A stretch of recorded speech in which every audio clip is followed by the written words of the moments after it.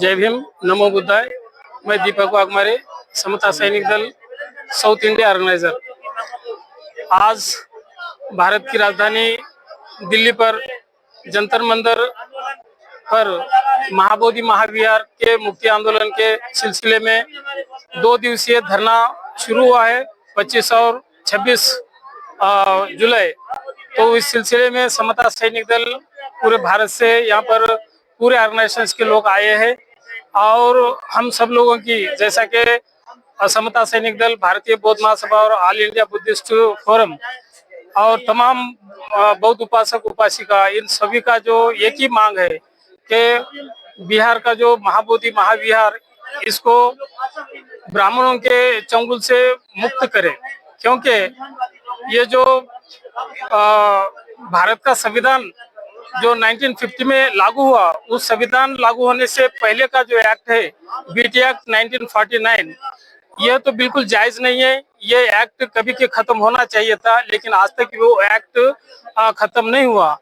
और ये एक्ट खत्म करने के लिए या तो बिहार सरकार ने पहल करनी चाहिए, नहीं तो केंद्र सरकार ने करनी चाहिए।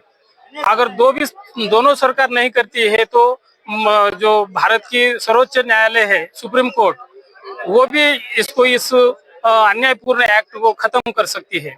क्योंकि हमारा वादा है और हमारी मांग है कि इस महाबोधि महाविहार के जितने भी जो सबूत है, आर्कियोलॉजिकल सबूत थे, जो सम्राट अशोक के काल से जो भी जितने भी जमीन के अंदर और जमीन के ऊपर जितने भी सबूत मिलते हैं, वो महाबोधि महाविहार है। और इस सबूतों के आधार पर जो आर्कियोलॉजी सर्वे ऑफ इंडिया, इनके पास भी पूरे सबूत है और ये सबूत पूरे चीख कर बोल रहे हैं कि यह महाबोधि महाविहार बौद्धों का है।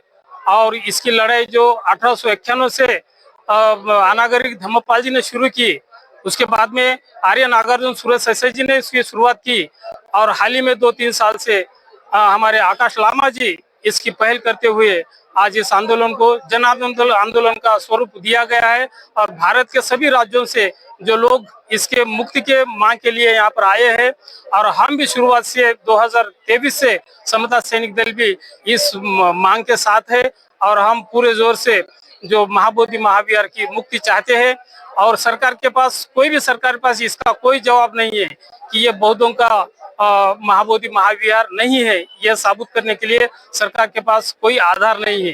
तो इसका माननीय सर्वोच्च न्यायालय में जो याचिका है और उसकी सुनवाई भी होने वाली है, तो हम पूरे लोग बड़ी ही अपेक्षा से न्याय की अपेक्षा करते हैं और सर्वोच्च न्यायालय बिल्कुल इसका न्याय करेगा। हमें ये यकीन है भारत के सुप्रीम कोर्ट पर। हमें तो साथियों, यहाँ पर जो नीली वर्दी पर कुछ लोग दिखाई दे रहे हैं, जो डॉक्टर बाबा साहब अम्बेडकर जी ने जो समता सैनिक दल की स्थापना की थी 25 नवंबर 1926 में, जो उसी समता सैनिक दल के कुछ मार्शल्स यहाँ पे दिखाई दे रहे हैं। आइए हम उनसे बात करते हैं कि वे दिल्ली में यहाँ पर किस लिए वो आए हुए हैं, कहाँ से आए हैं और किस लिए आए हैं, हम जानेंगे।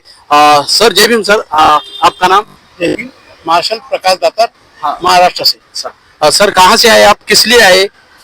यहाँ पे जो महाबोधि महाविहार है वो बौद्धों की धरोहर है, जागतिक बौद्ध का अस्मिता का वो प्रतीक है। उसको मुक्त कराने के लिए एक धरना आंदोलन का आयोजन यहाँ दिल्ली में किया हुआ है।